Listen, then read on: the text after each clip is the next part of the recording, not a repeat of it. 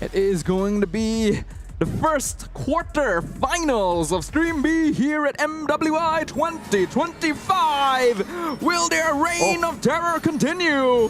Navilera already eating a lot of damage in the mid lane, but this is game one between Terror Queens and ONIC Pertiwi. Terror Queens read ONIC like an open book. They know that Navilera definitely wants to try to get that invade, disrupt Yuri, but hold on a second right here. Ku getting a little bit too close, doesn't have any form of reconciliation, no form of escape. She will go down.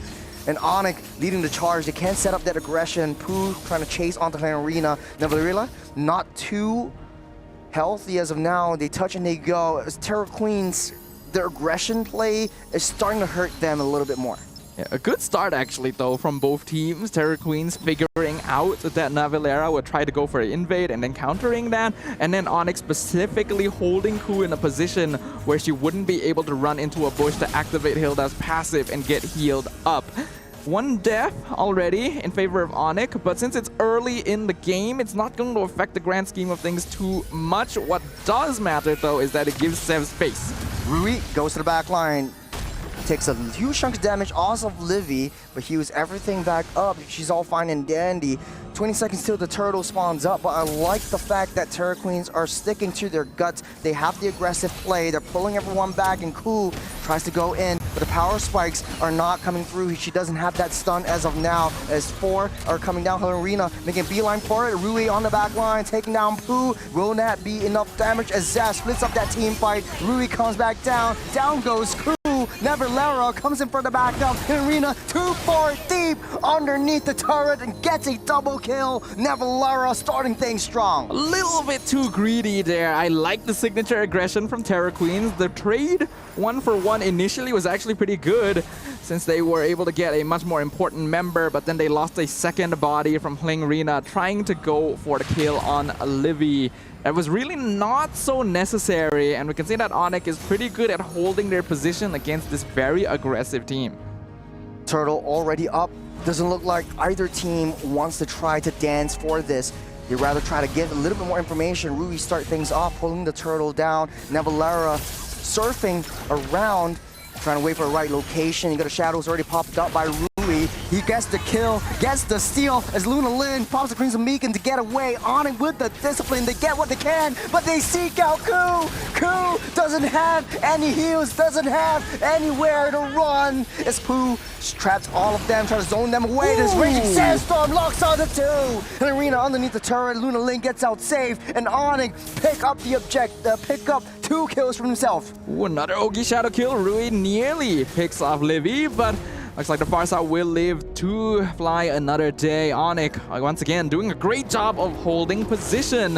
While it's true, Rui made an amazing play of stealing that turtle away. Ku unfortunately tried to set up for a backline dive when ONIC were already in retreat mode, which meant they could instantly rotate over and pick her off. And the rest of Terror Queen still stuck around despite all of that. They should have sacrificed the Hilda in that position. They did not need to lose an additional body there. But they're still farming pretty well, actually. How are we feeling about power spikes? Because when we talk about the Khalid, we talk about the Hilda, but hold on a second right here, just zoning Hilda out. The Goon Squad is here as ONIC tries to go for another aggressive play onto the EXP side, but just zoning them out and making beeline towards that mid side. And Terror Queens, they read where ONIC is moving.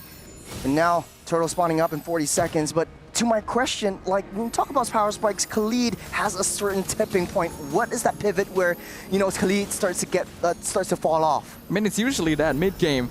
For Khalid to remain viable throughout the game, Navilera will ideally want to remain at least even in gold and ahead in EXP. And right now, she is actually achieving that against Ku. We have to note, both of these heroes, Khalid and Hilda, will fall off later in the game, but Khalid still has an ultimate that sets up fights. That's something Ku does not have access to. It's a woman on a mission. Pooh already committed the AOG. Got a turtle already spawned up. Luna Lin sourcing for information, putting out that pepper spray to keep ONIC at bay. Got Yippee already in position as well. Onto the mid side, Ku taking a huge chunk of damage from Navilera. Luna Lin pulling Navilera aside as a turtle getting onto the back side. You got a Feather airstrike trying to zone out Luna Lin, pops in Crimson Beacon, gets it flied away.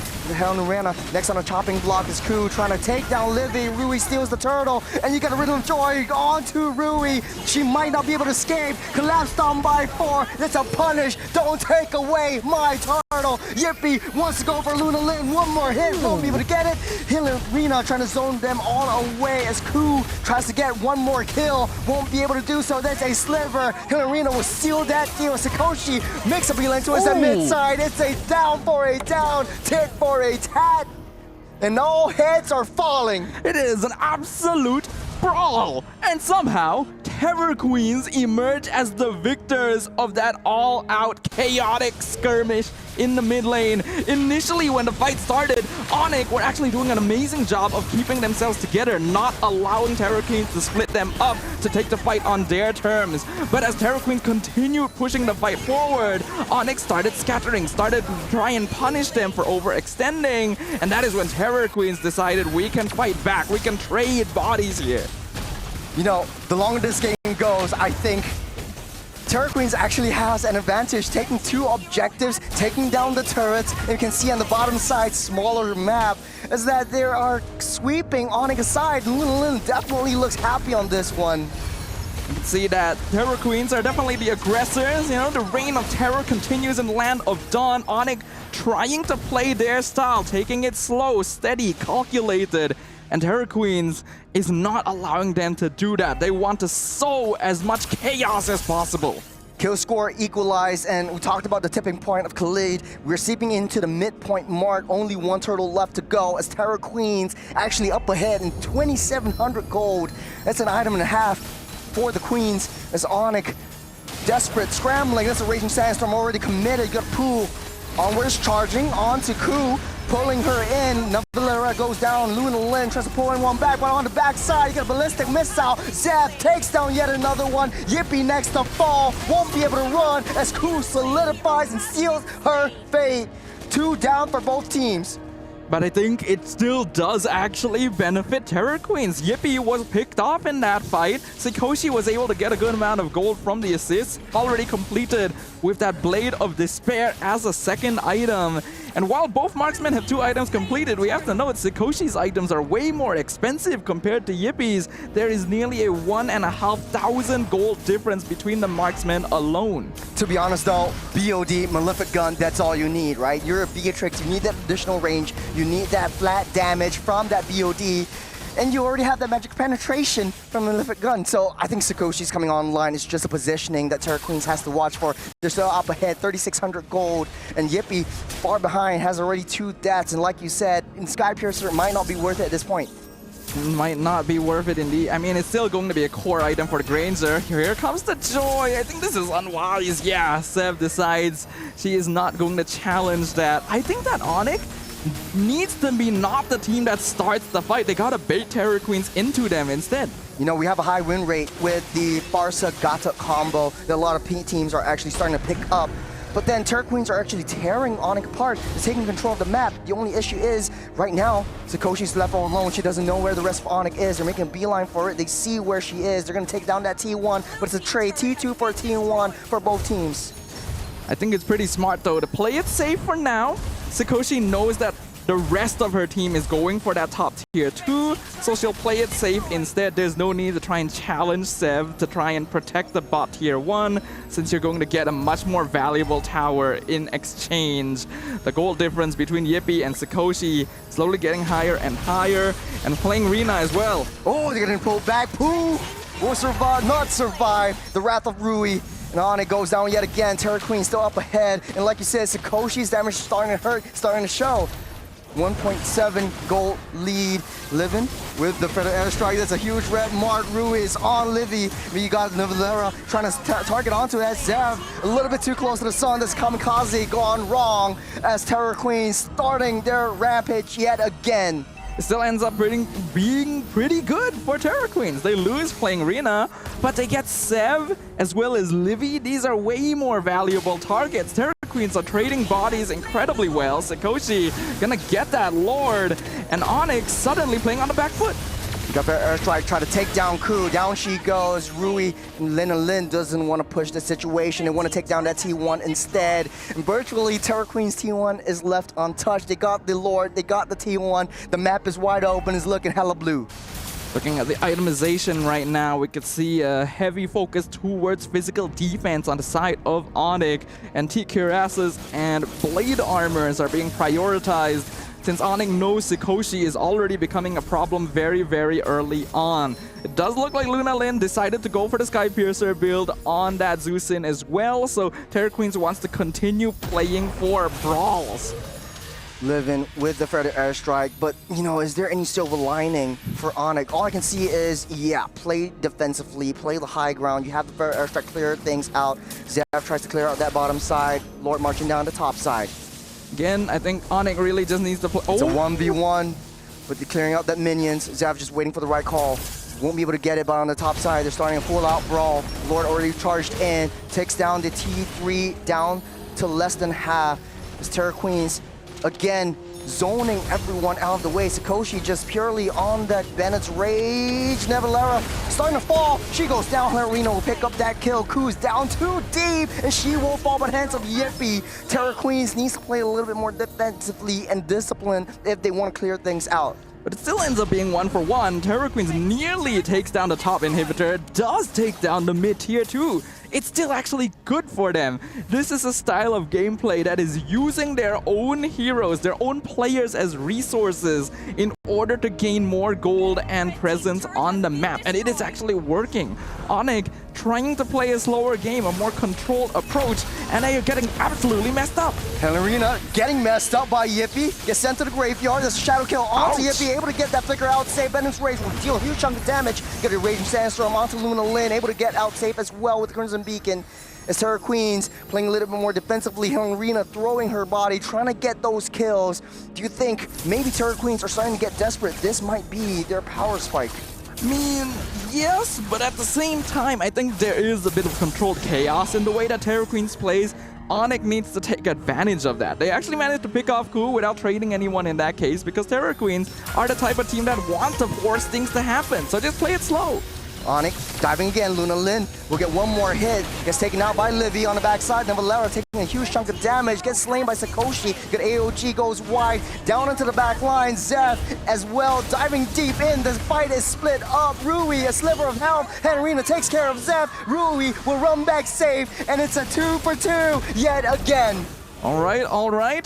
Still an even trade, but at the very least in this case, ONIC was the one to take initiative. Still not the cleanest. The fight was a little bit split up, but Rui ended up in a really awkward position. Ku needs to be a little bit more careful with the way that she actually starts these initiations. Playing Rina as well. Terror Queens doesn't have a very obvious big AoE teamfight ultimate that's used as the go green light for Terror Queens, which means they have to be smarter.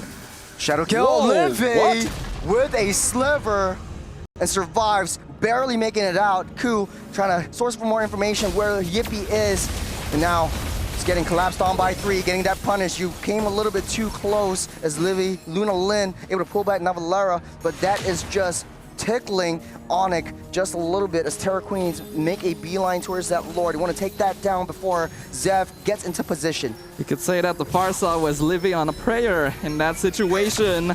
I'm honestly surprised that that was enough damage to nearly take her out, but here we go again. Oh, Navalera again with the Raging Sandstorm, but it's not enough. Sikoshi from the backline just gunning everyone down. Zev with the homing ballistic missile trying to take down Luna Lin, but just not enough damage. Lorena left alive. Terror Queens, 2 members fall. It's a 2-for-2 once again. As Terror Queens, they just still have Rui.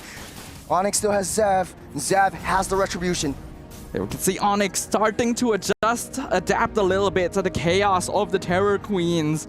While the trades ended up being in their favor most of the time earlier on, we can see they're starting to favor a bit more on ONIC. The net worth difference is reducing. Sikoshi being picked off there was also very, very unideal because Terror Queens have been relying on this Beatrix to be the main source of damage output. They gotta start taking a step back. The goal now needs to be protecting their backline. The bottom side wave already pushing in. Livy with the Federal Airstrike to zone everyone out. Rui tries to get in with that lore, try to get another steal, but he's down low. Still gets it though with the retribution. He goes down. What is the work he said? Sacrifice. Rui actually gets out save in the nick of time. It's Ku just taking the hits, taking the blows. Terror Queens continues to show why they are the dark horse of the competition. But ONIC cycling through, they want to try to push this. ONIC, they tried to stop Rui from getting on top of the Lord, and somehow the Hayabusa steals it away anyway. But ONIC are still able to get a good number of structures thanks to that push. Another feathered airstrike. We can see that Livy starting to hurt quite a bit. Oh, they see where Rui is though. Your Shadow Kill, Winter Crown's gonna negate that damage. No crucial resource. Zap wants to try to chase him down. Ooh. Will do it. Talk about that nerf on the stadium side. That is the additional damage that you need.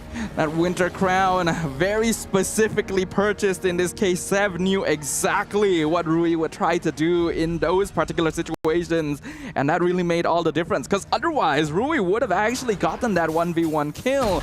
ONIC, after trying to claim control of the game for the past 5 minutes, finally in control. And Rena will take a huge chunk of damage, but she'll be fine and dandy. ONIC has their eyes set on that purple buff. They'll take all the resources that Terror Queens have left behind. From a massive 6,000 gold lead down to only 100, is ONIC clawing their way back up in this game. And that's the scary thing, right? I do feel like ONIC still has better late game scaling, and it's even better in the case that Terror Queens are just throwing themselves at them. It worked pretty well in the early to mid game when they had a gold advantage, but they no longer have that. It's a very much a 50-50, and ONIC has more DPS. Starting things off with Pooh's taunt, but he took up that orange buff, getting pulled back for airstrike to deal a lot of damage. He has that immortality getting popped up as well. Zap tries to go in all kamikaze mode. Now Valera with the raging sandstorm miss all that targets, but Ku is deep into enemy territory. Now Valera will fall by the hands of Luna Lin as ONIC again throwing and sacrificing that Khalid. 2, 6, and 9 for this Khalid. And we talked about how well her power spikes were. And now in the mid to late game, what is the play for Valera? What's the play? Just don't do what you just saw earlier. Terror Queens actually played that fight exactly the way they needed to. They took a step back. They slowed it down. They saw that ONIC wanted to engage on them, so they back it off. They zone themselves out of the feathered airstrike, slowly isolate them. Ku is able to come in at a later timing, which means that not all 5 members of ONIC are able to focus their damage onto her, and that means she's able to actually buy enough space. Battlefield's real quiet now. Terror Queens don't want to show themselves too much, as do ONIC. They do not want to necessarily reveal themselves right now. Control over the top half of the map is the goal. 5 seconds till the Lord spawns up. Terror Queens already in position. Position to hold over the Lord right now. ONIC gonna be coming over from the bottom That's side. intel. Navilera, the first one to show themselves in front of Ku. Oh. Zap goes down, Helena gets caught out. Sakoshi taking a huge chunk of damage. Helena with the Winter Crown will save her just in the nick of time for the fair strike. She's got to flicker out of the way. AOG too late as Terror Queens. They take down Navilera once again. And Terror Queens have that advantage over the Lord. That was a beautiful control. Excellently played, actually, by the Terror Queens. Again, spacing themselves out. Yes, a little bit more aggressive than necessary, but now ONIC is at a man disadvantage, and Terror Queens can make use of that.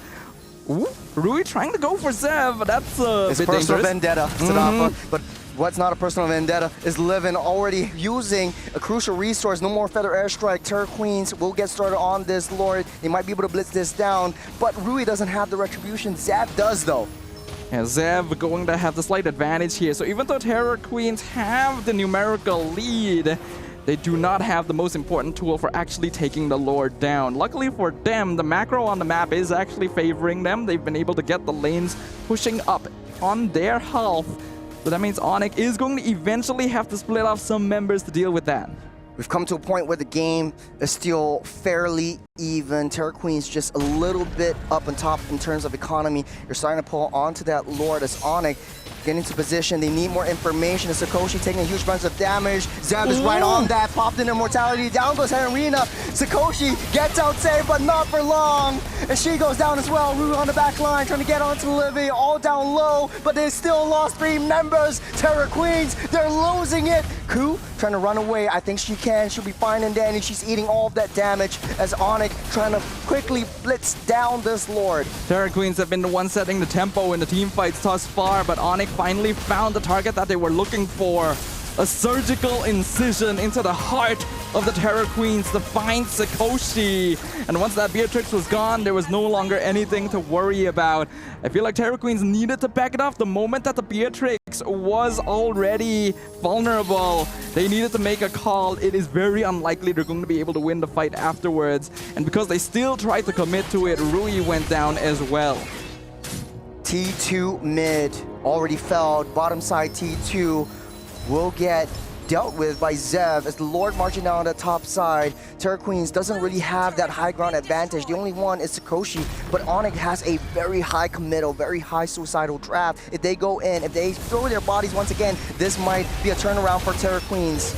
Feathered Airstrike does so much damage. Top inhibitor will fall. ONIC trying to muscle their way in. Bennett's Rage already committed. Rui on the back line. That's not a lot of damage. And ONIC will just eat everything up. Down goes Ku. Down goes Henrina. And they are targeting onto the throne. Down goes 4 as ONIC secures that throne over Terra Queens. Game number 1 goes over to the Indonesians. Eyes on the prize right there, baby. That's what ONIC was targeting the entire time. They knew that taking it slow, they knew that trying to play it safe in this situation may be risky considering the way Terra Queens have been playing throughout the entire game. So they're not going to give them that chance. This is the best opportunity they could have found with all 5 members still standing, multiple resources available. The crystal is the only target they need to target. And that's exactly what they did. If you had one opportunity, one shot, would you capture it? Would you let it slip? I think ONIC really clawed their way back up. I mean, playing on the back foot is not easy. Terra Queens had control of the entire game, but technically, ONIC had such a great performance. We're going to look at the replays again real quick, but man, that turnaround from ONIC was just chef's kiss.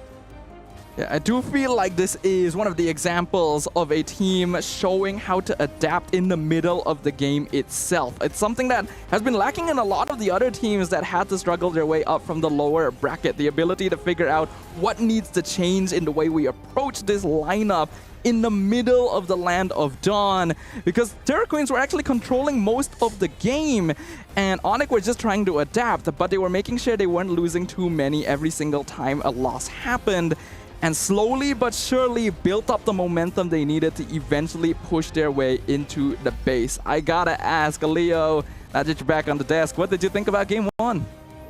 It was an impressive showing from Terra Queens, especially the first 3 quarters of this game. They were in control, yes, but I think it was a very fragile type of control. They were constantly attacking and barraging ONIC Pertiwi where it mattered, but when the punches came, it felt like they had a glass jaw. What is a solid right hand or an uppercut when you can't protect yourself? And that's the problem here. Again, I alluded to this before the game even began. How is Sikoshi gonna step up to Yippee? Yippee, yes, struggled a little bit. There was a kill or 2 onto Yippee, but it was so much easier for ONIC to find Sikoshi. And Sikoshi, she just, what was she on? She was on a Beatrix, right? Beatrix, yeah. The Beatrix has a dash, a roll, if you will. And then the Beatrix can actually rock Renner. She could have just stayed maybe in a bush away, a few units away from where the fight was actually happening, but especially when it mattered, when she did not have her flicker, she was still in the midst of fights. And I'm like, I saw the AOG, I'm like, oh, this is it, it's over, it's over. That's the second to the last fight. Yep. And they lost her. And now the game got flipped on its head. Again, I'd hate to point fingers here. I hate to put blame, but Sikoshi needs to protect herself even more because that is where a good chunk of their power lies, especially with this kind of draft. I have to add on to that point. Like, we see a lot of Beatrixes in the Women's League, especially in this MWI, that it's only using Bennett or in the B route, but there's so many other weapons, so many other ways and layers to play this that we don't really see from Beatrix players, especially from Sikoshi, having a winning lane, having that gold advantage, and to a point, it was like 3,000 gold. That's an item and a half over this Granger. Yeah, the thing is though, there's a reason why most players go Bennett and Nibiru. They're the most consistent. They're gonna be the most effective once you get into the late game. That's and right. They both do AoE damage, so you can wave clear, you can team fight. It's very solid. I agree with Leo that Sikoshi needed to hide in bushes. That's the only thing that Terra Queen actually needed to change, because their way of playing, their controlled chaos, is actually very practiced. You can see they're very good at advancing the fight slowly while picking off members one by just diving in and causing ONIC to scatter. But ONIC did not bite onto that bait. The longer the game went, the more they realized if we just find the Beatrix, we win the fight automatically. And that happened very often. Ku dying should be a part of protecting Sikoshi. Her deaths and her life should be worth more than Sikoshi's when it comes down to it. Like, if I die, that means you live and you kill too. That is the exchange. But so far, it's been 1-for-1. And ONIC wins that trade out if this continues. And I'm looking at their KDAs, I'm looking at their stats. Zev is amazing, 10-3 and 10. She punished Rui's selfish plays where she tried to get the solo kill. Again, key there would be that winner crown. But I'm also looking at Yippee. Yippee with the recovery of a lifetime. Again, this all-star gold laner is really showing up. Even after this game, even after this hard-fought game, playing from the back foot for a majority of the, how long was it? 18 minutes, 17-minute game? 7 to 18 minutes, yeah. She still deserves to be on top of the food chain. She is currently #1 across all MWI competitors. She beat out Sikoshi, KDA, GPM, DPM, but kill participation though, again, you're slicing threads here. It's a small difference. Maybe Sikoshi can afford to put that down to 40%. Because that's only when it matters, when she finally gets the kill, or maybe even just pushing turrets. Yeah, honestly, I think that one stat actually tells the entire story, because both teams have an assassin whose main goal is to find the opposing gold laner. Zev did a great job of locating Sikoshi a lot of the time, but you notice Rui never really could jump on Yippee because the Granger was never really vulnerable in the fights. It's always standing with the team or hiding in a bush first and then joining later. And most times she just gives up and she goes for, lo and behold, Zev, which is a losing battle. There were so many times Rui tried to take down Zev and Zev just standing there, Winter Crown, all right, I'm gonna kill you. That happened at least once.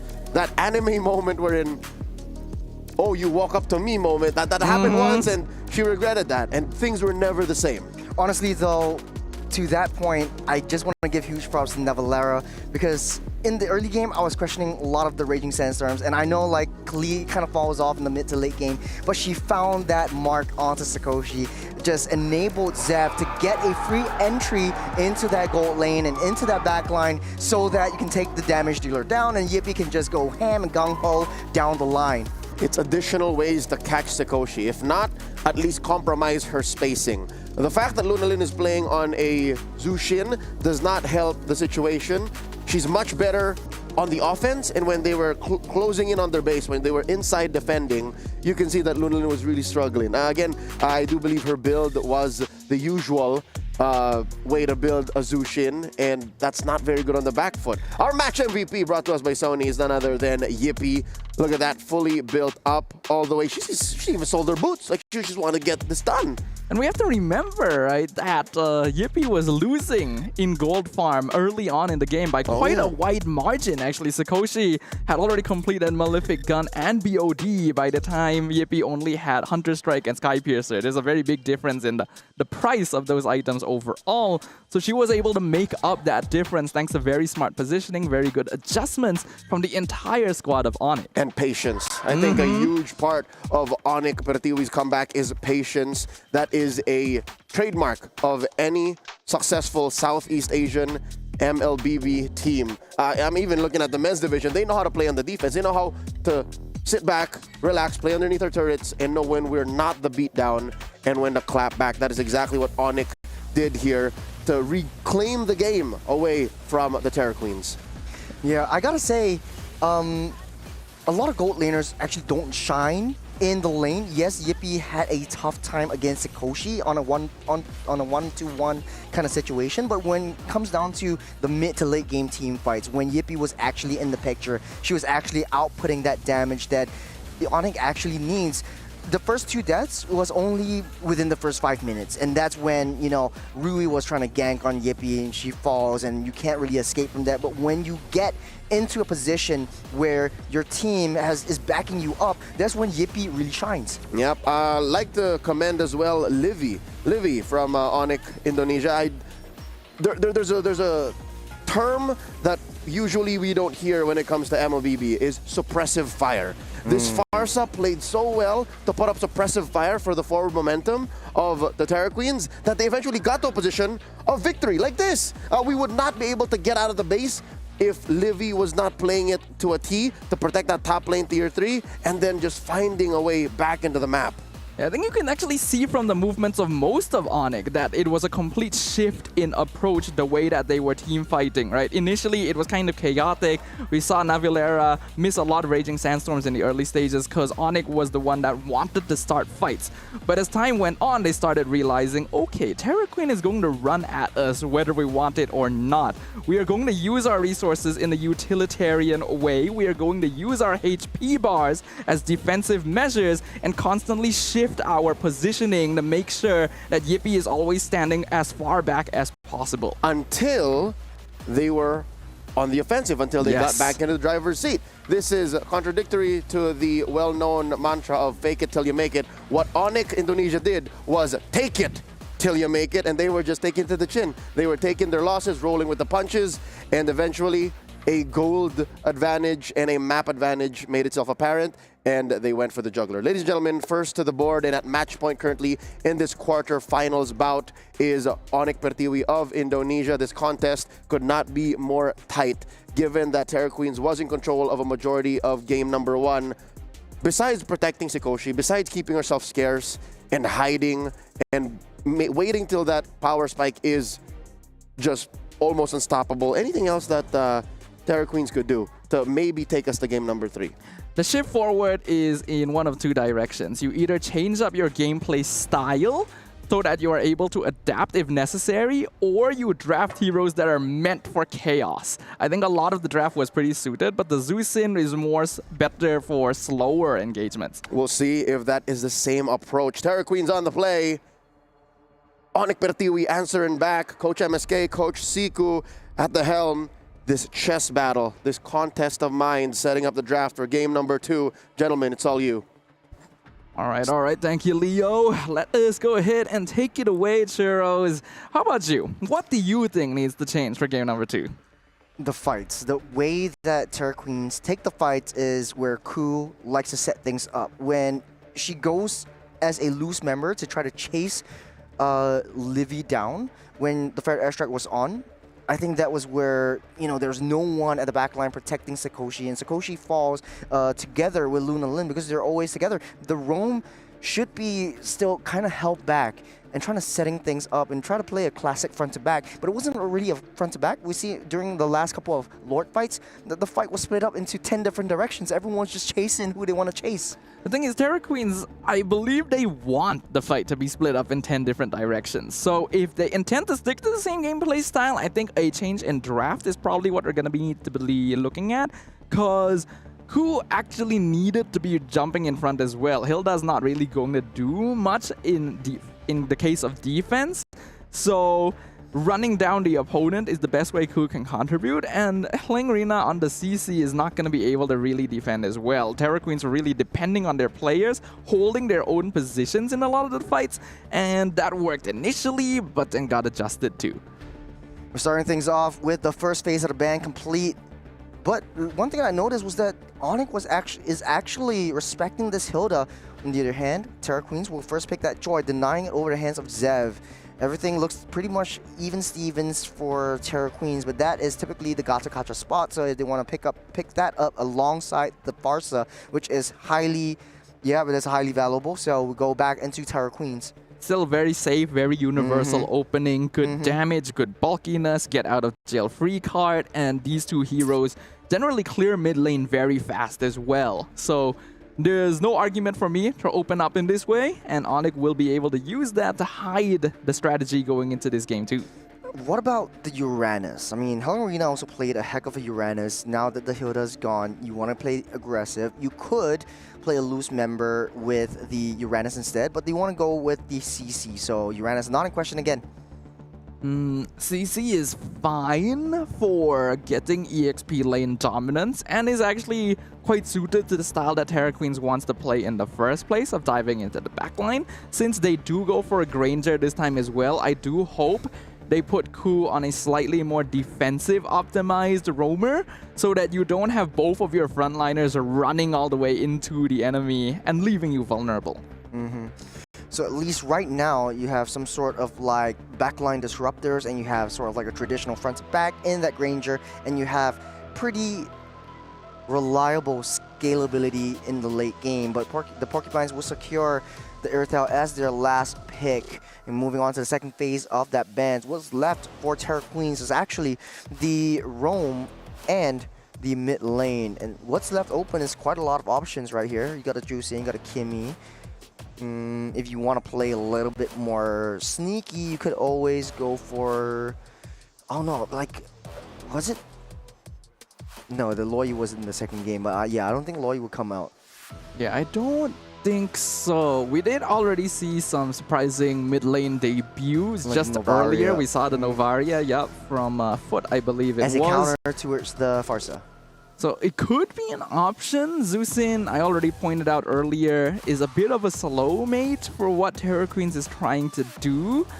But a lot of the faster mages are not really in the meta right now as well. That's why Farsa has such a high priority overall. Khalid also gets banned out by ONIC, so they're just trying to make sure Terra Queens doesn't have a hero that just straight up bullies the early game. They want to play it a more classic style, which ONIC seems to be better at.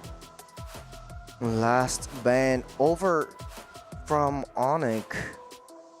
Could also try to ban out a particular mage. It will be the Juicin ban. So what's left open is basically Kimmy. And I don't think ONIC will be able to pick that up as well since the Farsa is open. I think they're trying to suss out the Kimmy though. It might be a bait for them, and then they have an answer because you could get a dive composition into the back line. I think a Ling would be a good viable option, but it will be the Isun Shin. But they ban Yi Sun Shin, focus on two assassins on the side of Terra Queens. They want Joy to be the one controlling the tempo of the backline dives. With Zeusin also banned out, I don't think Kimmy is very suited for the way Terra Queens wants to play. Kimmy Granger is actually a great combination, but it's better for teams that want to scale into the late game, which Terra Queens has not really shown themselves to prefer. An interesting option might be the Valentina for them to steal away the Feathered Airstrike and AOG. Sort of like a matchup and fight fire with fire kind of situation. For the Porcupines, I am really hinting on either Hanzo or even a Ling. Hanzo or Ling is not bad. Fredrin might actually be interesting. Already is pretty good into the Joy. They go for the EXP lane first. A little bit more stable pick with the Phoveus. The Carmilla comes out for Terra Queens. Are they doing the Carmilla Rome? Sicilian? Might be, but then they're pretty glass cannon. But you have a lot of like, once you have the Blood Pact, it just splits up that damage like nobody's business. You can actually still go Kimmy here. It actually matches It kinda up works, the quite interaction well with with the Carmilla. Yeah. Without relying on late game scaling like the Sicilian. But again, not very suited for the way Terra Queens wants to play specifically. So we will have to see here. Man, I'm thinking Kimmy would be a good option. The Zask. The Zask and Camilla. It's zone control at its finest. And the Fanny actually finally comes out over the hands of Zev. You're feeling good about it though. I was wondering, because it's not very often you leave your jungle pick for the very last in the draft. So I was thinking, are we going to see a Fanny here? But I didn't actually expect it to be locked in ONIC, setting the stage. Hey, what are you saying? Fanny is Indonesian flavor. It's uniquely Indonesian, and they love their Fanny. They love their high mobilities, but we're jumping into this game. Any last thoughts on this draft? Okay, it's gonna be interesting. It's a little bit more difficult overall for Terra Queens. Yes, their heroes are capable of taking care of themselves, but their overall team fight presence is much more lacking in comparison to the side of ONIC. And then when we look at the early game potential of Fanny, it just becomes absolutely terrifying.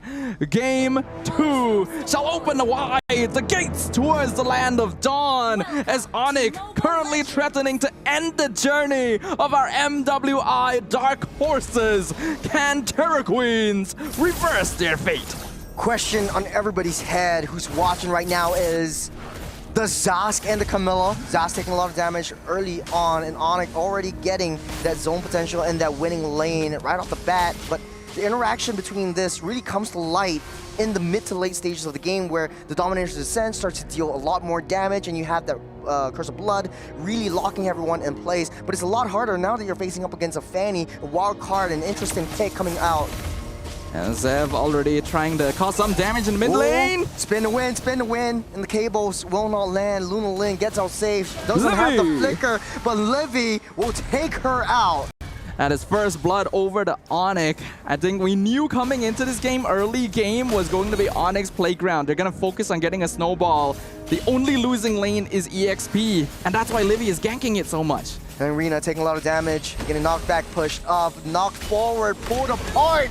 Livy again, all the way from the mid lane. On the top side though, Pooh taking a lot of damage. You know where Rui is, getting taunted up. Zev on the wall spam, and taking Rui down. Can't ask for a better start for ONIC. That is the blender defined right there. The unbreakable into the cable spam. ONIC is playing this early game perfectly. They know that Terra Queens wants to be the one setting the momentum, so they've drafted in a way that doesn't give it to them. And again, it's so smart to keep sending Livy to the EXP lane, because that is the only part of the map where they don't have priority. It's a 1v2 down the mid side. Ku and Luna Lin against Pooh, but will be able to walk out safe. Doesn't have the AOG as of now, but the Curse of Blood will take a little bit more time, as Livy already on level 4, and the Turtle will be the next major objective. Next major objective should be pretty easy for ONIC to contest. I really don't think Terra Queens have the team fight necessary, even at level 4, to actually try and fight it. Start to zone everyone out. A lot of damage. Helena will start to get work onto Nevalerina. A little bit of suppressive fire to keep everyone at bay. Helena goes into the back line. Here comes Zev with that damage. And 2 members taking down Ku on the back line again with a little bit of cable play down on mid lane. It is beautiful. It's perfect. It's exactly what ONIC needs to be doing. Navilera 1v2 and winning. Rue's next on the chopping block. Huge red cross right on her back. Won't be enough as Livy proves me wrong and takes her down with a killing spree. ONIC is showing the world how it's done right now. Every angle meticulously calculated in that turtle fight. We saw Poe jump into that funnel with the unbreakable, setting it up perfectly for the iron sights of Zev. And then even following up afterwards, Navilera surviving for so long, knowing that Terra Queens just doesn't have enough early game burst damage. They're all about zone control, but it doesn't matter if you just run right into the back. They start to get work done. Let's give Zev off the screen. Takes down Rui and his solo kill. Livy pops the flicker out safe. Luna Lin pops it in. The Fair Airstrike will deal 2 chunk of damage, but will get knocked back by Nevalera. A little bit more damage, and here comes Zev. Will not be enough to take Luna Lin down. ONIC staying disciplined will hold back and take down still the first turtle. ONIC have been hiding this secret weapon. They've been waiting for the opportunity to bring it out. And it is terrifying. The Terra Queens have not been prepared for this. It is exactly how the game is meant to be played. It's exactly how the composition is meant to be executed. And unfortunately, the unusual draft coming out of Terra Queens this game is not doing them any favors. Already a 2,000 gold lead in favor of ONIC. The only lane that is keeping up in gold is going to be Sikoshi. So Terra Queens might want to put more attention over there. Zev, cable a little bit too far and out of the way. Swing, and Zev will get taken down. Shut down by Rui on the top side. Luna Lin takes down Livy with the Domineer's Descent. That's a lot of damage coming in from that Zaz. As Pooh gets taken down as well with the double kill. But here comes Nevalara. She will make it count underneath the turret. Yippee, one more hit onto Sakoshi. She will get out safe as both gold laners are holding a personal vendetta against each other. That was actually massive. Oh, that was close. Just a little bit sooner, we would have found them there.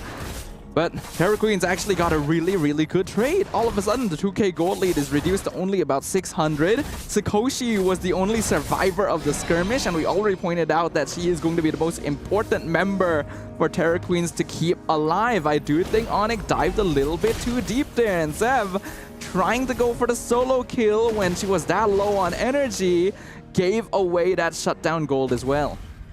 Luna Lin starting to come online as well with the damage in with the Domineer's Descent, but we've yet to see the Curse of Blood actually make a huge impact in any of these team fights. And not yet, because unfortunately Curse of Blood is very conditional in the way that it is used. It's a big AoE, but it doesn't nearly provide as much impact as something like Implosion, for example. Oh, Luna Lin! One more frame and she might have been saved as Livy takes her down. Ku a little bit too late for the backup as well. Pretty sure Luna Lin actually ended up dying to the lethal ignition burn right before entering her ultimate. That's very unfortunate, because if she was able to jump in, it would have bought a lot more time. ONIC can now use that numbers advantage to secure a very easy turtle. Nice little trade. Rui knows that they can't contest for this turtle, so they'll push down, slow push down that top side instead. But they're pushing that situation though, waiting for the right time. Zeb trying to find a red angle onto Ku, but it's hard to break down. There's a Curse of Blood onto 2. As ONIC will back off, as Helen Rena on the back line. Now Valera trying to take a lot of burst damage, tickling, and the Dominance Descent will get held on a little bit too deep, forced to use that flicker out of the way, but here comes Yippee with a huge burst of damage. One more hit and Ku might be able to fall as Helen Rena on the back line, dealing on to 3. Now, ONIC is staying a surprisingly long time here, but they do end up in control in the end. I'm kind of surprised they didn't go for that orange buff, but Sev is not around, so it's a bit difficult to do so anyway. And now Valera, we can see how difficult it is to remove the Phobius at this point. Went for the Radiant into the Dreadnought, so covering all the bases, and a lot of Terra Queen's damage is very slow, so because of that, they're not able to quickly burst a target down. We're slowing things down. First Lord spawning up in a minute as Terra Queens are still struggling, but it's still kind of even. 1,300 gold lead, not a lot, as ONIC still has to maintain that wave pressure on the long lane, the short lane. Side waves are still pushing in favor of ONIC.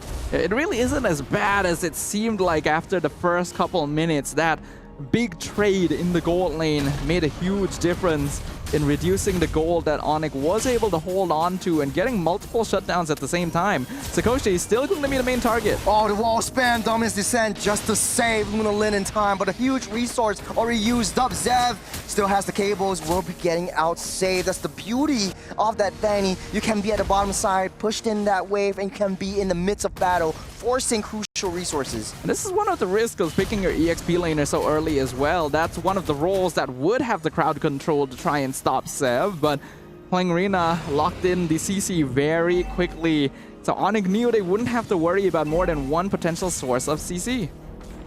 Lord spawned up, Terra Queens in position, as is ONIC.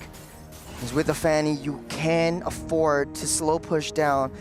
If you have vision of Fanny, it doesn't really matter. For Terra Queens, they need to be able to identify where Yippee is. It's still 0-0-3 at this point, and Sakoshi, it's finding it hard to deal that brunt of damage, especially with a composition like ONIC that's so mobile.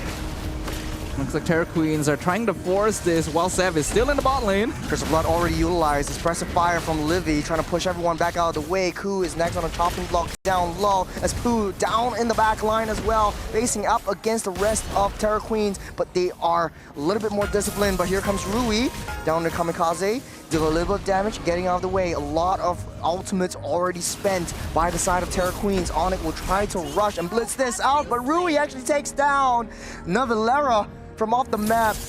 Terra Queens are still slowly clawing their way back up. After an extended interaction, Terra Queens actually comes out on top. Rui picks off the Phobius, so ONIC has one less front line. They are in control of the Lord Pit. Zev getting stopped in his tracks. The Lord getting reset. Ku taking a lot of damage from him. Pooh getting pulled back. Livy down low with the wings by wings, able to get out safe. But from Yippee from the back, gunning everyone down. A huge find, a huge flag, a huge wraparound that the Porcupines are raising their spikes onto the Terror Queens. But they still managed to get that Lord. ONIC might have taken down 2, but Terror Queens, they stole the main objective. Yippee got a great flank, but at the same time, yeah, she got out of the way, but Hlangrina did the exact same thing. The CC picked off Zev and Livy by herself. So because of that, there was no retry contestation from the side of ONIC. It still ends up being a pretty solid trade overall. As you can see, the CC in the backline causing a lot of havoc. I was busy looking at the Earthel because that was a nice flank, but the Hlangrina was keeping the backline busy. That could have gone way differently if Zev was able to survive against a Wrap of Ku. But that's why you gotta mind your positioning. Fanny, definitely not as strong as she used to be, but still a very annoying hero to deal with if done correctly. Thanks to that, we actually see the gold is completely even. We are 11 minutes into the game at this stage. It is still anyone's a game, but the Lord is pushing up in favor of the Terror Queens. And a lot of ONIC's resources have to be spent to make sure their other towers do not fall. The airstrike keeping everyone else at bay. Lunalin already popped the dominance descent, but they can get the reposition, doing a little bit of a tickle onto Nevalera. Sakoshi coming online as well with the damage coming through. They want to take down that T1 desperately as Terror Queens having the Lord push up that situation on the top side. Zev gets out safe. Both these two teams, they're just touching. They're just teasing each other now. I do think that ONIC needs to tone it down once again. They need to adapt, play more towards the team, because Terror Queens, again, really don't have that good of a team fight combination, and yet it's still working. Fair airstrike to kick things off on the back line. Ruiz gunning everyone down with the rhythm of joy, but on the backside as well, you got Zev just making things work. 4 members still alive on the side of Terror Queens. ONIC, 2 members fell, and as much as ONIC had the upper hand the entirety of this game, Terror Queens, they're coming back. That was a mistake by ONIC. Again, like I said, you do not need to force things. Play it as calculated. Zev is just clearing the wave here, so it's fine. But they're trying to force it though. Zev with the cable, she misses it, and she goes down. Why? I literally just said, don't do that. They can't hear you, Siddhartha. You're right, they can't hear me. But really, first, you set yourself up for a 4-man curse of blood. This ultimate is not usually that effective, but when you get that many people, yes, it is, especially with Rui running straight into the backline and picking off Yippee. Yes, Zev found Sakoshi, but you lose your own goal laner and more members as a result of that. It is not worth it. We're seeping into the later stage of the game. Both teams are still equalized as Terror Queens has one Lord advantage. Next Lord will be coming up now. As now with Zev on the Fanny, just playing as a lone member. She doesn't see that! Down underneath, ambush, able to cable out safe. This Terror Queens, they are reading her like an open book. Zev took an entire pie to the face and somehow managed to fly out while blind. Terror Queens, though, not stopping on the pressure. Instant concealed, runs into ONIC in the mid bush. Yippee just bursting everyone down the back line, but not enough. The dominance descend. Yippie's left all alone. Rui chasing her down, gunning her through. Zev tries to deal a lot of damage. Rui taking a lot, but able to manage to get out safe. But a crucial resource have been spent by both teams. ONIC loses the crucial damage dealer. I feel like we need to check with production if the teams are swapped, because I feel like I'm looking at the opposite result of game number 1. ONIC is forcing things unnecessarily, and Terror Queens is winning out by holding their position. I really don't think Yippee needs to force these flanks. Look at how much damage she does. Oh, 2-man curse of blood. We're trapping everyone down. Get us curtain call. Zev bursting Lunalin down. Rui making an answer count for Nevalera as well. For airstrike to push everyone away. A little bit of suppressive fire, but here comes Rui with a lot of damage as well. Not enough to take Livy down, but here comes Zev. Not a lot of resources, not a lot of dashes. Getting knocked up by the tsunamis as Ku slowly walking away. Rui takes up that Lord as Zev. Cables out safe. Sakoshi, a lot of damage. Getting taken out. Yippee pops that sprint. Try to gun everyone down. Pooh in the back lines of enemy territory. Yippee finally takes down Ku. Sakoshi takes down Pooh. Yippee So coming in, Zev on the back line, Arena over the wall.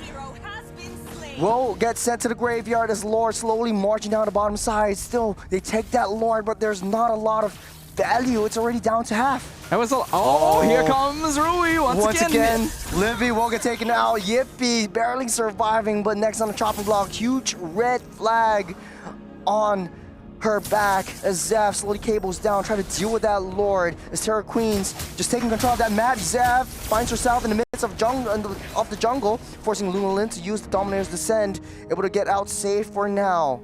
This is very, very strange from ONIC. They are not playing the adaptive style that we saw from them in game number 1, and that we specifically praised them for. Being able to figure out how to adapt and how to take advantage of their opponent's habits.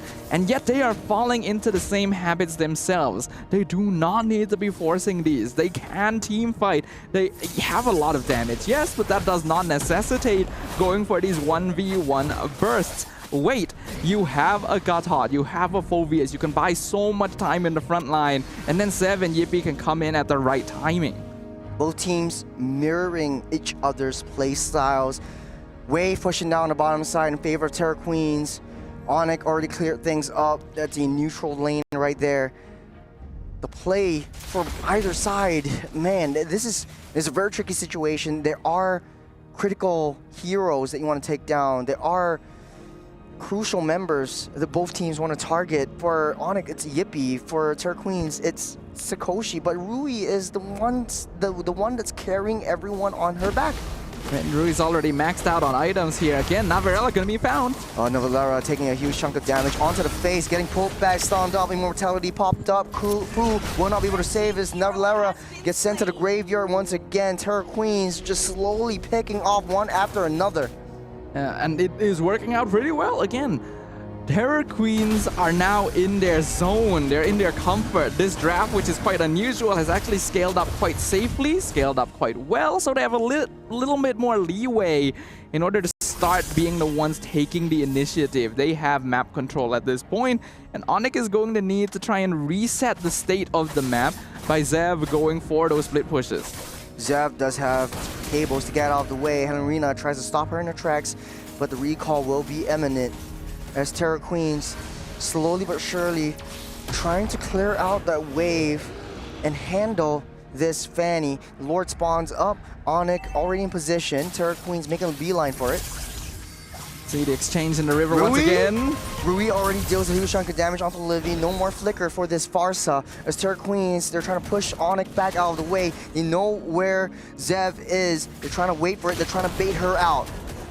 Sakoshi gonna be doing some poke here. Zev, as you pointed out, is waiting on the opposite side. Will eventually show herself since she has to clear out the mid lane. Rui just looking for a squishy target to burst down if possible. Terror Queens are the ones holding on to a gold lead, but it's not a very big one. It's only 2K as we approach the 18-minute mark. This is still anyone's game.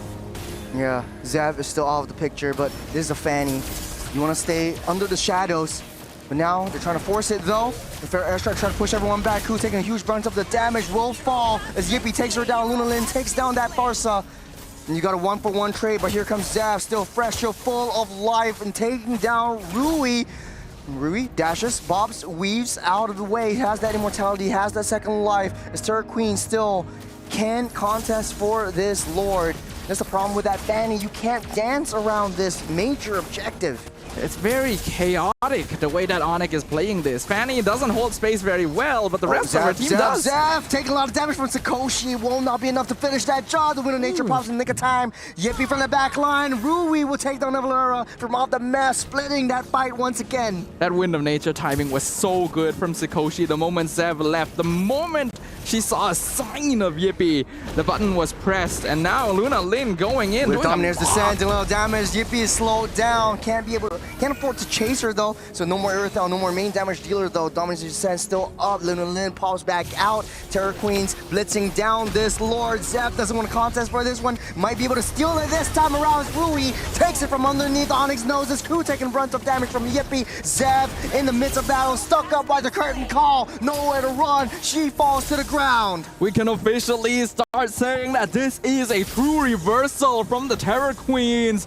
ONIC are scrambling like headless chickens, and the Terror Queens are finding the precise moments to punish them for overextending their pressure.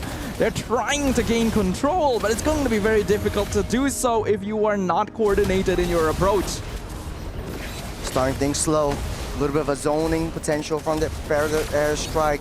Dominance descent already utilized by Lunar Lin. Terror Queens slow pushing this, waiting for the Lord to get in position. They need 3 waves to start crashing down onto the T3s. I feel like there's a possibility ONIC might be putting a bit too much attention onto that Curse of Blood. Maybe they're trying not to stand together so that the damage doesn't spread. Oh, that's cool, that's cool. Taking a lot of damage, but here comes Rui! Taking down Yippee! Got an immortality all popped up over the wall. Zeph can't chase that one. Down goes Nevalera, a little bit too close to the sun. Sakoshi takes up that one. Zeph with a cable ends up safe, but goes out of the way for some reason. As ONIC still desperately trying to defend. You got a T3 down the top side and bottom, already cracked wide open. A good choice by the Terror Queens to decide to slow this down a bit. Sakoshi will stay long enough just to get that mid inhibitor and walk away to a naked base. ONIC no longer holding on to any structures on the map. They are starting to reach their final items, but Terror Queens are the ones in full control. Again, the team of the game right now needs to be to slow it down. ONIC is well aware that Terror is very good at forcing chaotic skirmishes. They are going to be very vulnerable if Terror Queens tries to force individual 1v1s, and yet they keep falling into that trap. We're trying to slow things down, but it does look like the Terror Queens are trying to steal away this purple buff. But here comes Rui. Does have the retribution though. Takes it away from Zap and locked it down. The AOG a little bit too close though. The Winter Crown keeping her safe for now. There's a one-man Curse of Blood. We take Pooh down. Nevalera will be the next to fall. Nowhere to run, nowhere to hide. As Terror Queens take down 2 from ONIC. This is a numbers game, and they might be able to push this wave. Zev tries her desperate best to clean up these minions and go back to base. It's another crucial defense from ONIC. This might be it, though. On the back line, you've been taking a little bit too much damage. Get a fair airstrike already popped up. Curse of Blood down to 2. Ku takes down 1. Rui another. No more Farsa. It's just Fanny against the world as the Terror Queens continue their terror. The Dark Forces continue their reign, Churros. They have done it again. They have proven to us why they are deserving of the title, why they are a team worth respecting. They have once again taken a game off of a team with much more international standing. This could have gone way differently should ONIC play a little bit more defensively and wait for their power spikes, but man, very risky plays, especially from Yippee. You've seen with the Airtel a couple times from the flanks, but man, we're going to a game 3. I am honestly stumped. I am really shocked. We literally expressed that this draft was weird. It probably wouldn't really work out since ONIC's lineup looks a lot easier to work on. Their early game was perfectly done as well in order to control most of the map and start feeding kills into Zev. But then once you got into the mid game, where they actually did have good itemization and good damage, they kept forcing things when they really didn't need to. Yeah, this is a tough pill to swallow for ONIC, and I think that for Terror Queens, they played it very beautifully. They knew their power spikes. There's a reason why they picked up that Zaz. There's a reason why they picked up the Carmilla. But this is a truly interesting draft that I want to talk more about. But let's hear from Leo. What are your thoughts watching this from the sidelines? I'll be honest with you, my heart is split and my attention has been diverted. Yes, this is an amazing win for Terror Queens, making that Zask and Carmilla work. A throw no caution to the wind, pocket pick that just was enough to stump the Fanny. Possibly the first Fanny in all of MWI, maybe the second if my statistics serve me correctly. But as a quick update, Navi PH has fallen. What? Gaiman Gladiators have swept the defending champions from the knockouts. That is huge. That is what's happening on Stream A. But Stream B, this could be once again another upset. A huge development in the MLBB women's scene. Now back into the action, let's talk about Terra Queens versus ONIC. My eyes were still on the game, all right? I was still paying attention, and here's the thing. That Fanny, there's a reason why, despite it being still mechanically and beyond all logic being a broken hero in MLBB, has a specific window. And those windows were not opened up by Terra Queens. Rui did not back down. Rui did not allow for ONIC to spread them wide. And if anything, it's Terra Queens who stood their ground and said, you know what? If you're picking this fight here, I'm dropping the Festival of Blood, or rather the Feast of Blood. Festival of Blood is an emblem, which is the one you see on multiple heroes here. But I'm dropping the Feast of Blood, and if we're fighting here, we're fighting here. You're gonna regret it. And that's where I think the usually power pick in the Fovius in Navillera's hands kind of backfired. The thing is, the Fovius was actually fine. Navillera was buying a lot of time in the early game, and it worked super well when Terra Queens was lacking items because their damage is just so slow. They basically have no burst at all. But what did it do in the late game? Yes, that's the issue. That's the problem. As soon as Terra Queens clawed back and closed that gap and then built 1,000 gold lead, 2,000 gold lead, 3,000... What's the Fanny to do there? Sure, you can split the map, but the question is, what else does this lineup do besides let the Fovius die? How else could ONIC have better played this around Terra Queens? I mean, they did all the right things. I think one key that kind of stopped, or a huge speed bump to ONIC's sweep, would be the Zask. Yes. All right, say what you will about the Zask being this weird pig, but around this time last year, the real battle in mid was Zask and Zushin. And what does the Zask bring to the table? It's a hard stop. It's literally, all right, you found me, Fanny. Psych! I'm just gonna go into my big Johnny here, the Dominator's Ascent, and then how about you try again?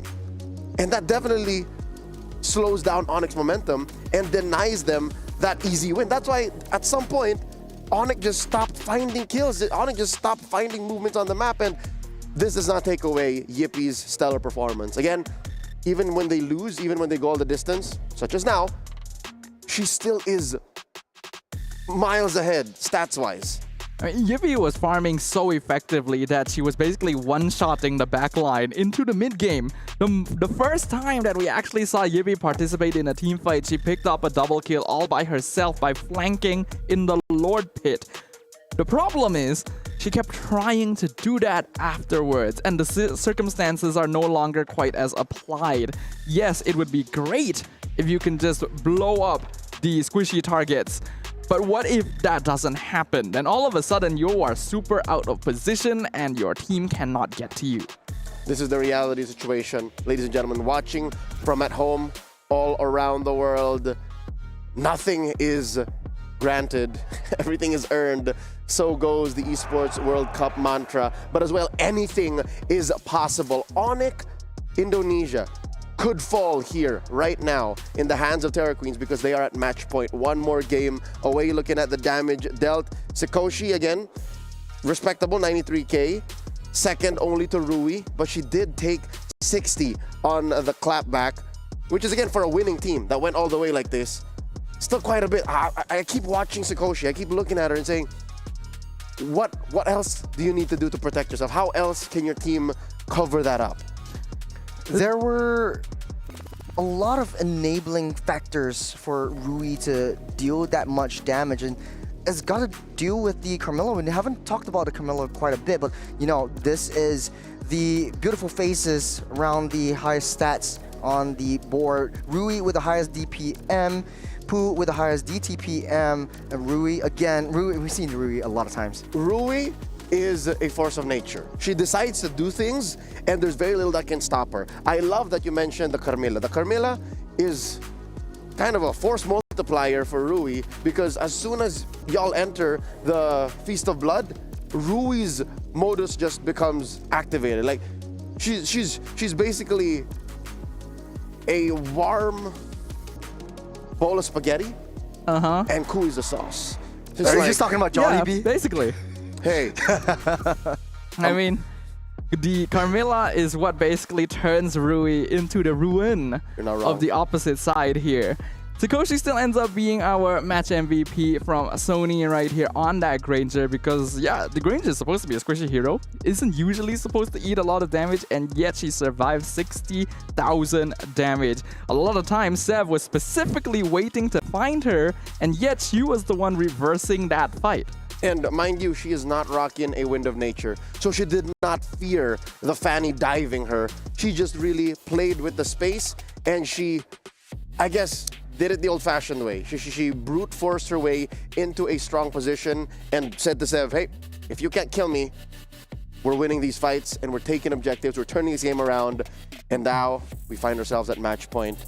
The ladies are actually finding themselves now on their way to their battle stations, getting comfy for game number 3. We'll see the game highlights once more and see exactly where ONIC may have dropped the ball, where ONIC may have slipped up. Do you guys have an exact time stamp as to where this may have happened? The mid lane fight around the, I can't really remember which minute, but we will probably see it somewhere in the highlights. The mid lane fight where Ku got a 4-man curse of blood is where the game instantly turned around. Because up until that point, ONIC was controlling the entire map. They were winning the game. They were doing everything exactly correct. And now that I'm thinking about it, I wonder if that caused them to overthink the subsequent fights. Whereas, like, we can no longer group up. We have to try and split up the fight and just try to ignore the Carmilla because of what happened. The Curse of Blood, rather. There it is. Even right outside the Lord pit, they caught him, and Sev got compromised. Sev got taken out, and that sends the rest of ONIC back. So I think that was past the turning point. That was worse. I feel like it was the area where Arena was actually on that back line, taking down Livy and then Pooh, if I'm not wrong. But this was, I mean, we're not giving enough props to Arena, especially on the CC. Really sort of like this shadow member. You don't really see her, but then when you do, she is super, super impactful, and that turned the tides of battle. Oh, she is on you when she does decide to get on you. And I think that was something that really hindered ONIC from getting into better positions, because they're a very position-centric lineup, and the Fanny is the one that kind of punishes your opponent when you get out of said formation, when you, how do you say, respond the wrong way to how they attack you. So now going into game number 3, we know that the Fanny is a threat, but it's not a threat without responses.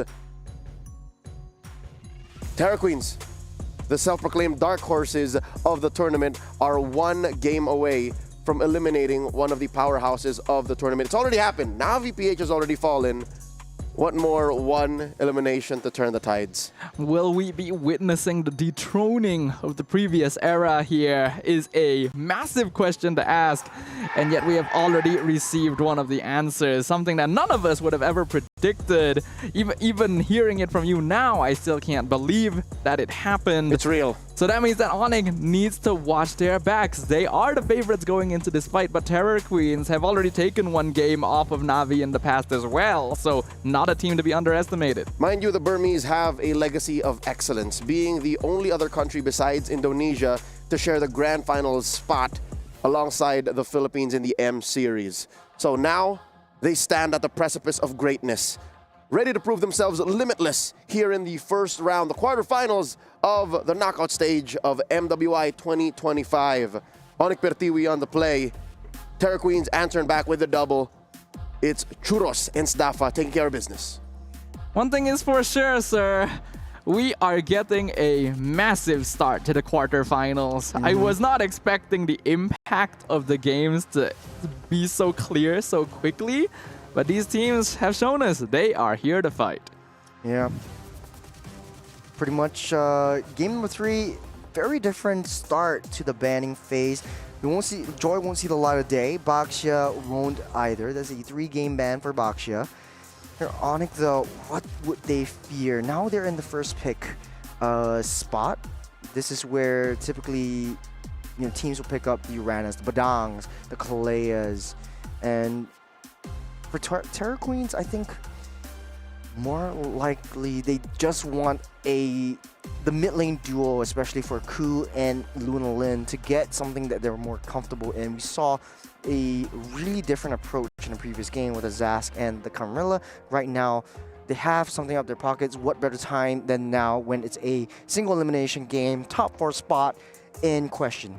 I mean, Zask is a surprisingly effective pick in the hands of Terror Queens because we already know this is a team that generally abandons their mid and goal to fend for themselves. So a hero that basically acts as a built-in Winter Crown is going to work out a lot of the time. And Luna Lin on that Zask bought a lot of space, exactly like Leo mentioned previously. I wouldn't be surprised if we got to see it again. And it is up to ONIC to decide if they want to switch things up. Up until now, they've been sticking to the Farsight Gatot opening. Nope, no more Farsight Gatot opening now. As Gatot gets banned out by the side of ONIC, Terror Queens will solidify that last phase of the first phase ban. Last ban of the first phase. That typically is the Uranus spot, but I don't think any of the first two games Uranus was even in question. ONIC might spice things up a little bit with that first Uranus pick on the blue side. But there's a lot of options. Farsa definitely is one of the biggest value makers, but it will be the Badang wide and open, denying it from the hands of Ku. Keeping it a little bit more universal, I think we're not really going to get to see Uranus for this series. If ONIC were to first pick it here, they would already be picking it into a counter because up until now, Rina has only been playing CC. Terror Queens have specifically been prioritizing winning out that EXP lane, and it's understandable why they would do so since they do want dive heroes that are able to affect the mid-game. But we see a big shift right here. The Hilda shows up with the Yi Sun Shin.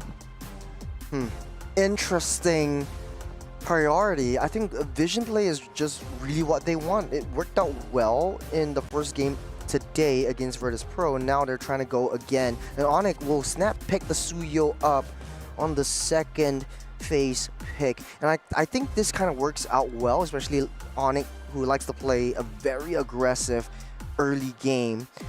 The only issue is they really fall off in the mid to late stage of the game. We've seen that in game number 2. Ooh. And the CC actually goes in the hands finally of ONIC, which is now one of the more priority EXP laners. If you pick up the Uranus here, you pick up the Yuzhong, it doesn't really matter because CC would be able to match that tempo and speed. It's specifically to steal it away from Rina as well, since that's just been a early pick fallback for the Terror Queens throughout games 1 and 2. Zhu Xin going to be the final pick on the red side for Terror Queens in the first phase. This is a hero that we thought didn't work too well for them in game number 1. Looks like they want to give it another try, and it'll instantly ban out the Farsa as well.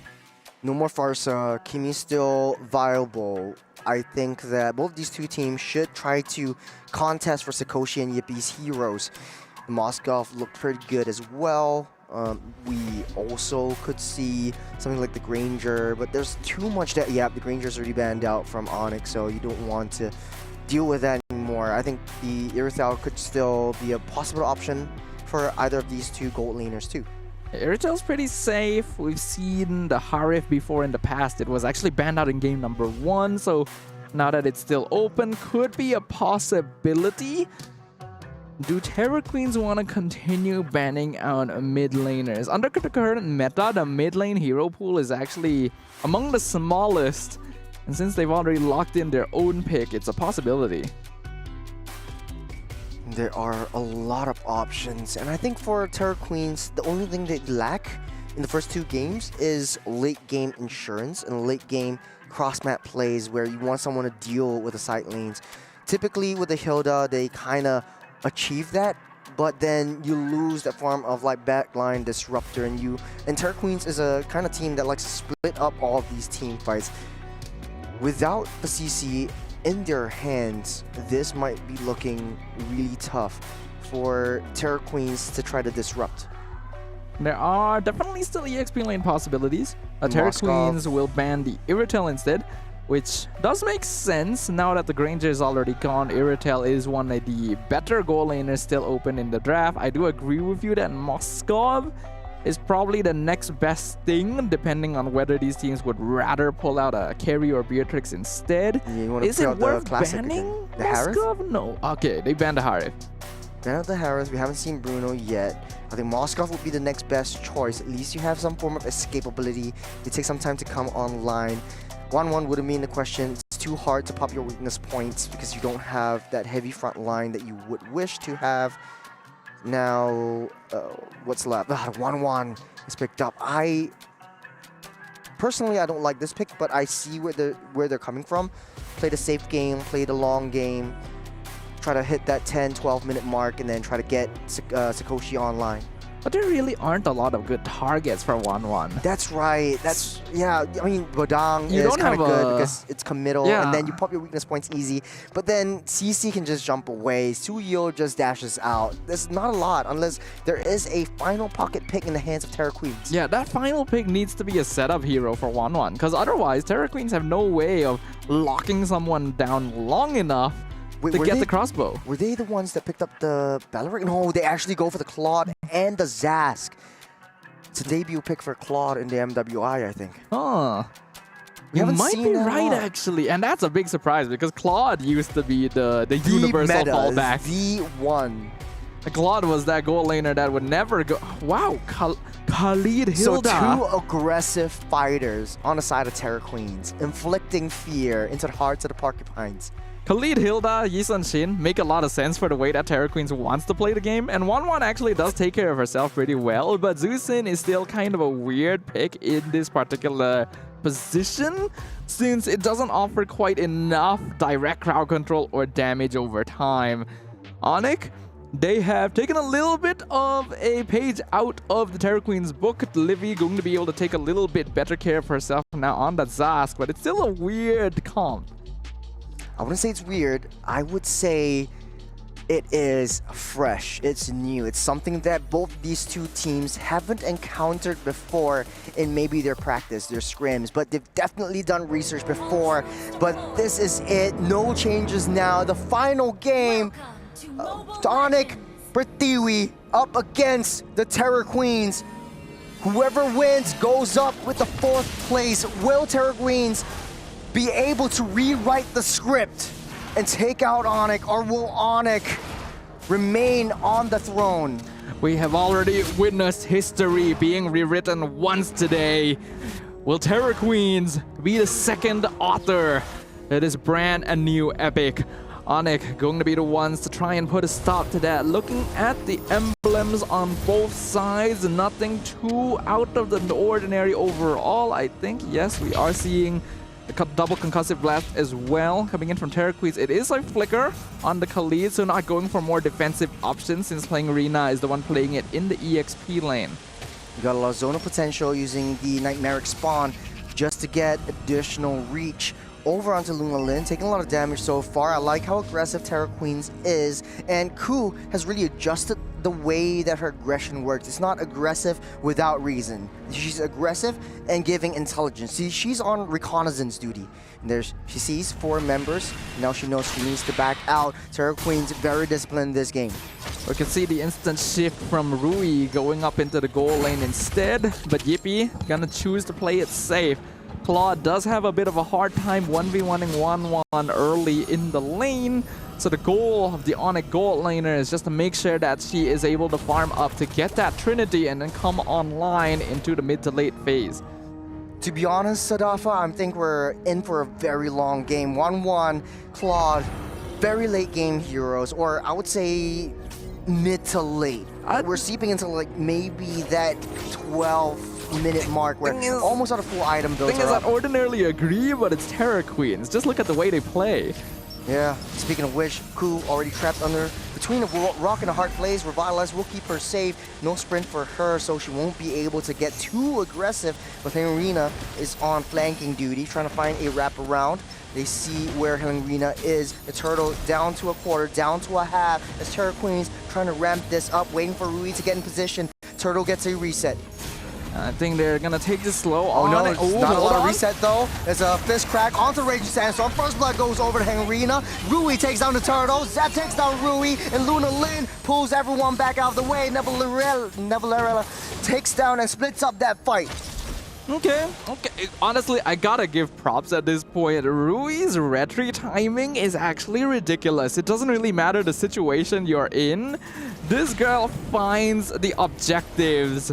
They end up trading 1 for 1. It's actually not so ideal for Terra Queen since they lost their jungler, but it's somewhat balanced out by the fact that they were able to take the turtle. So it ends up being fairly 50-50 for now. A little bit of a slower game this time around. None of these two teams want to push the situation too far in.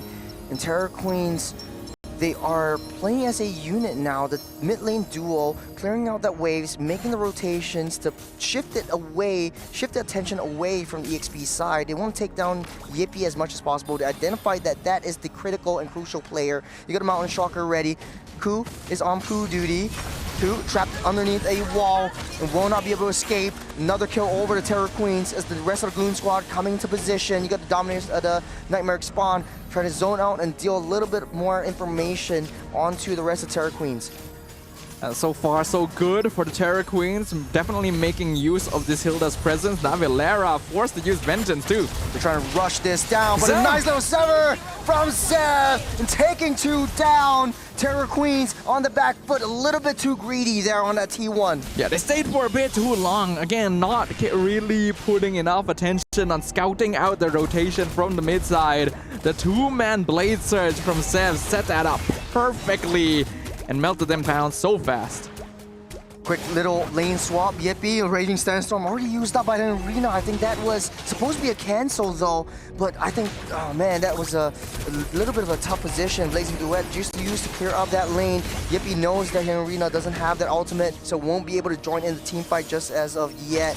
The Turtle getting pulled back, getting that reset. Ku keeping the rest of ONIC busy because Sakoshi coming down. It's going to be a 5-man fight, but they're going to ditch that Turtle for now, keeping control and getting that pressure onto the mid wave.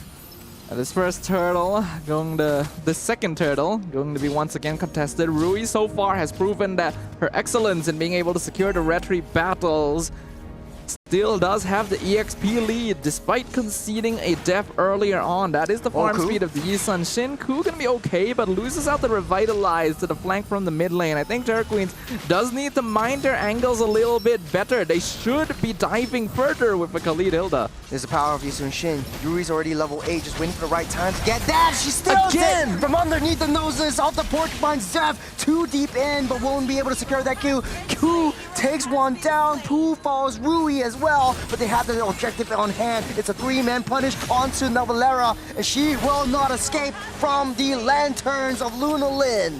It ends up being a pretty good trade for Terra Queens, but it would have been even better if they actually got that last hit on Zev as well. It would have been 1 for 3 trade and the turtle.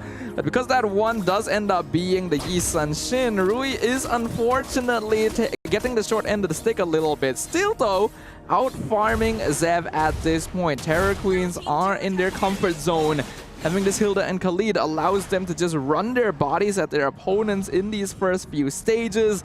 Looking at the itemization right now, there is a Sky Piercer on the side of Luna Lin, and it looks like Rui might be building one too. Yeah, Rui gonna complete a Sky Piercer. Sakoshi also going for a more utility 1-1 build with the Wind Talker and Rose Gold, with a focus on survivability in the early game.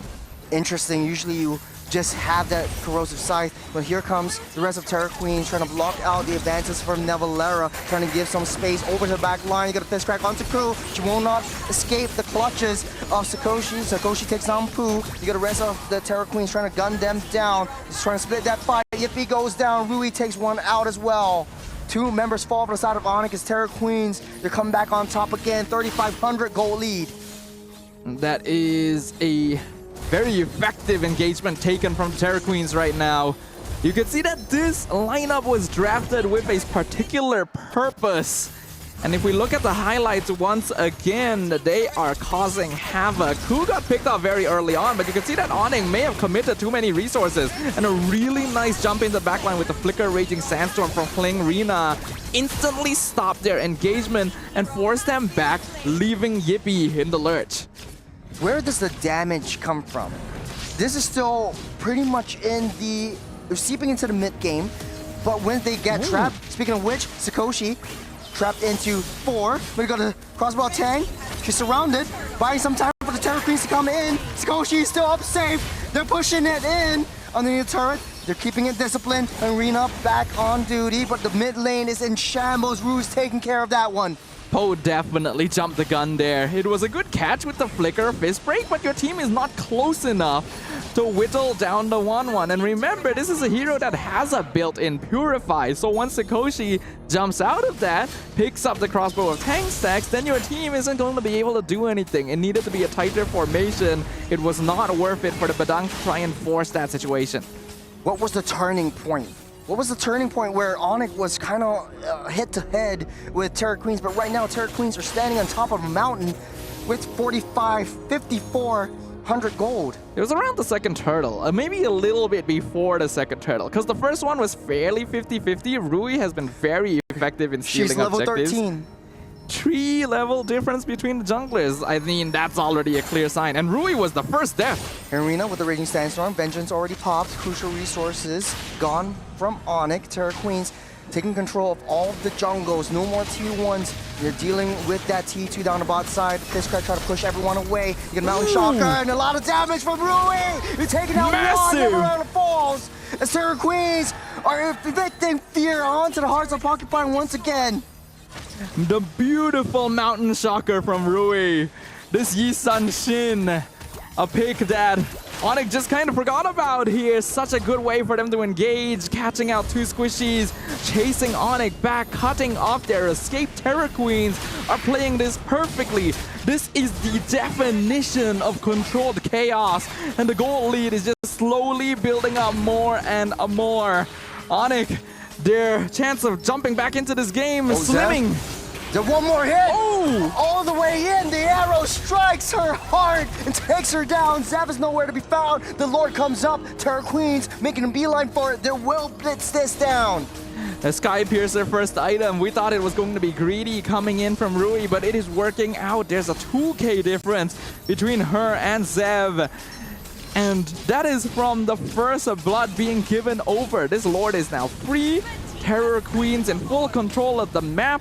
And normally when you go Hilda Khalid, you are risking a potential outscaling in the mid game, but their success so far has bought them so much more time. It's going to take ages for ONIC to actually reach the point where they can actually outscale these very oppressive divers. In the early game, Yippee was playing aggressively against the 1-1. Always in her face, always using those shots and taking those damage down, but now Sakoshi's eating all of that up because she has the healing potential from the Has Claws, from the lifesteal effect. Look in the bot side, Zev taking a ton of damage, and Terra Queens are keeping them busy. You got a pepper spray from Luna Lin, trying to zone everyone out of the way. Sakoshi's damage is starting to show. Rui's damage is also starting to hurt. You get a lower margin down on the mid side. Ku taking a lot of damage. There's a fist crack onto one. Ku will fall. Yippee will take that down. Rui takes down another one. It's a double kill for Rui. The Yisun Shin is on a triple. They're looking for the drone. Rui gets out safe. It's not for yet. ONIC still has that defense, but it's a 2-on-4. They have another way pushing in. Are they about to do it right now? The crystal is open. They have the numbers advantage. Again, Terra Queens rewrites the script.